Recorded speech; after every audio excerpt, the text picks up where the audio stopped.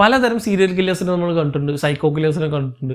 പക്ഷേ ഒരു shark obsessed ആയിട്ടുള്ള സീരിയൽ കില്ലറിനെ കാണിക്കുന്ന ഒരു സിനിമയാണ് ഡേഞ്ചറസ് അനിമൽസ്. ഇപ്പോൾ റീസെൻ്റ്ലി പുറത്തിറങ്ങിയ ഒരു ഹോളിവുഡ് ഹൊറർ മൂവിയാണ്. സംഭവമൊന്നുമില്ല, സർഫിങ്ങിന് പോകുന്ന ആൾക്കാർ, പ്രത്യേകിച്ച് പെൺകുട്ടികളെ തട്ടിക്കൊണ്ടുപോയി കടലിൽ നടുക്ക് വെച്ച് ഒരു ഷാർക്സിന് കൊടുത്ത് അല്ലെങ്കിൽ തിന്നാൻ കൊടുത്ത് അത് വീഡിയോയിൽ ഷൂട്ട് ചെയ്ത് ആനന്ദം കൊള്ളുന്ന ഒരു പ്രത്യേകതര സൈക്കോ കില്ലർ.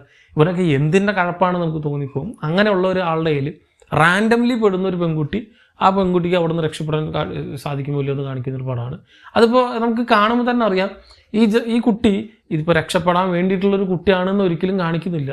അല്ലെങ്കിൽ ആ കുട്ടി രക്ഷപ്പെടുമോ ഇല്ലയോ എന്ന് നമുക്ക് ഒരിക്കലും അറിയില്ല. സാധാരണ നമുക്കറിയാം ഒരു പ്രോട്ടോകോണിസ്റ്റ് ക്യാരക്ടർ വരുമ്പോൾ ആ ആളുടെ ബാക്ക് സ്റ്റോറിയും കാര്യങ്ങളൊക്കെ കാണിച്ചു പോകുമ്പോൾ ഓക്കെ ഈ ആൾ ഒരിക്കലും ഇത് അവസാനം രക്ഷപ്പെടും എന്നൊക്കെ നമ്മൾ മൈൻഡിൽ സെറ്റ് ആയിട്ടുണ്ടാവും.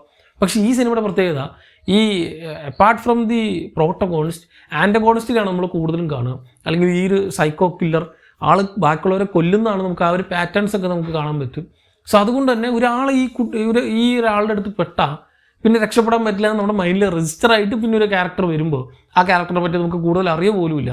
അങ്ങനെ ഒരു ക്യാരക്ടർ വരുമ്പോൾ എന്ത് ആയിക്കോട്ടെ ചാവാൻ പോകണം എന്നുള്ളൊരു മൈൻഡാണ്. എന്നാൽ രക്ഷപ്പെട്ടാലും കുഴപ്പമില്ല എന്നുള്ളൊരു മൈൻഡ് വരുമ്പോൾ ഒരു നമ്മുടെ ഇടയിൽ തന്നെ നമ്മുടെ മൈൻഡിൽ തന്നെ ഒരു കോൺഫ്ലിക്റ്റ് വരുന്ന രീതിയിലാണ് ഈ പടം ഉണ്ടാക്കിയിട്ടുള്ളത്. സോ അതുകൊണ്ട് തന്നെ ഒരു വെറൈറ്റി എക്സ്പീരിയൻസ് ആയിരുന്നു എനിക്ക് പേഴ്സണലി പടം. സാധാരണ നമ്മൾ കാണാറില്ല നോർമൽ സൈക്കോ കില്ലർ അല്ലെങ്കിൽ ഒരു സർവൈവൽ ത്രില്ലർ എന്ന രീതിയിൽ വേണമെങ്കിൽ പറയാം.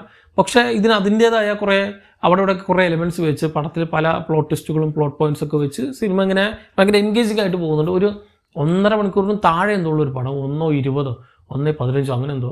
സോ വലിച്ചു നീട്ടാതെ ഒന്നും വളരെ നീറ്റായിട്ട് വളരെ കൺസൈസായിട്ട് ആ ഒരു കാര്യം പറഞ്ഞു നിർത്തി. ഇതിന് മുമ്പ് ഇങ്ങേര് കൊന്നിട്ടുള്ള പല ആൾക്കാർ ഇതിൻ്റെ പോസ്റ്ററൊക്കെ അടിപൊളിയാണ്.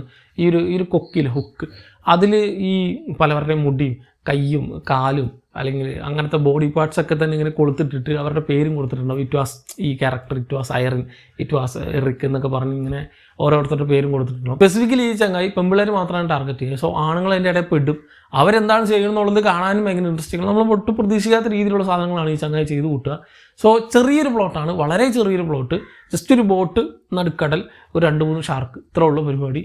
അതിലെന്ത് ചെയ്യാൻ പറ്റും എന്നുള്ളതാണ് ഈ സിനിമ കാണിച്ചു തരിക. സോ ഒരു ഇൻട്രസ്റ്റിംഗ് ആയിട്ടുള്ള ഒരു ടേക്ക് ആയിട്ട് തോന്നി. ഒരു മസ്റ്റ് വാച്ച് ഐറ്റം അല്ലെങ്കിൽ കണ്ടില്ലെങ്കിൽ നഷ്ടം എന്ന് ഞാൻ പറയില്ല. സ്ഥിരം നമ്മളിങ്ങനെ സർവൈവൽ ത്രില്ലർ സിനിമകളൊക്കെ കാണുന്നവർക്ക് പുതിയൊരു ഫ്രഷ് ടേക്ക് ആയിട്ട് തോന്നും ഈ ഒരു പടം. കണ്ടുവരുന്നെങ്കിൽ സിനിമ പറ്റിയുള്ള നിങ്ങളുടെ അഭിപ്രായം. ഇത് നമ്മുടെ ഇവിടെ OTT പ്ലാറ്റ്ഫോംസിലൊന്നും ഇല്ലാന്ന് തോന്നുന്നു. ഇത് വീഡിയോ ഡിജിറ്റലായിട്ട് അവൈലബിൾ ആയിട്ടുണ്ട്. കണ്ടുവരുന്നെങ്കിൽ സിനിമ പറ്റിയുള്ള നിങ്ങളുടെ അഭിപ്രായം കമൻറ്റ് ചെയ്യുക. മറ്റൊരു വീഡിയോയിലൂടെ കാണാം. നന്ദി.